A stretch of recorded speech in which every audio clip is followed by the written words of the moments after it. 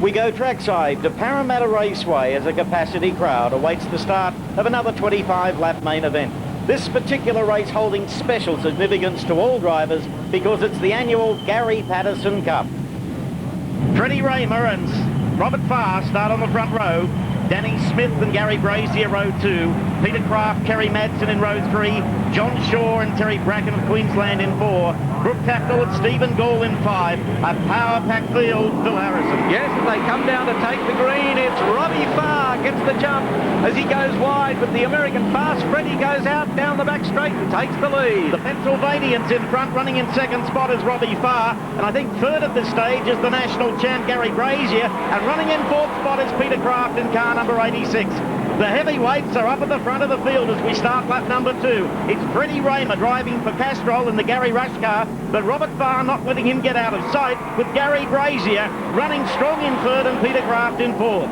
Craft positioned very well there. He's just sitting back watching these front runners have a go at each other as Freddie goes up high with Robbie Farr having a lunge on the inside. Raymer is yet to win a feature race in this his first trip to Australia. Looks like Robbie Farr wants to spoil his night yet again. But Farr can't afford to back off. He's the meat in the sandwich. Behind him is one of the winningest drivers on the circuit, Gary Brazier. There's our leader, Fast Freddie, and he certainly is Fast Freddie tonight as Farr goes down wide, and that's good news for Freddie as he gets a little bit more lead on the Aussie in number 3, Robbie Farr. Back in third, national number 1, Gary Brazier. And still fourth is Peter Craft. There's some frantic hand signals coming from the infield to indicate that Freddie Raymer has ripped off all of his tear-offs in one hit and might be driving without any goggles at all. We'll just see if it's affecting, obviously it's going to affect his driving. It's difficult to pick from this position as they go to the back straight. Just keep it there. Yes, he's running without goggles. Just pushing a bit of clay off his face. Coming up now on the tail of Trevor Schiff, and look how Robert Farr's been able to catch him. Well, even Brian Freddie could see that Raymer's suffering from having no tear-offs. What an uncomfortable drive. I wonder if he can keep going. There's Farr. Farr wouldn't know at this stage. Puts the nose in underneath USA number 2. And wanting a piece of the action is Gary Brazier. Into the back straight. What a fascinating contest we've got here. I wonder if Raymer can continue to lead this field. The more he comes up on lap cars, the more clay he's going to cop in the face. Now he'll be copping bits of play as big as your fist as Farr goes past Todd Wanless, who gave him plenty of racing room. But we still have the American in the white Castrol number 2 car out in front as he comes up on more backmakers. Yeah, they're starting to lap traffic now. There you see Farr relentlessly pursuing the American. And there's Peter Craft really starting to come on strong on the inside of the American, Mike Ward. Let's watch this duel up front. Farr's going to the inside and takes the lead away from the American. Well, I guess that had to happen. Going to the back straight. Raymer wants to go on with this. Looks to the inside to try and regain the lead, but I don't think he's got the vision to go on with this, and I mean that quite literally. Now he's been gathered in quickly by Peter Craft in car number 86. Oh, more trouble for Freddie in the side department. He won't want to go wide like he's done the last couple of laps because here comes Peter Craft, and Craft is up in a second. A 1-2 for the Aussies. Yeah, drifting off the pace, but holding on to third is Raymer.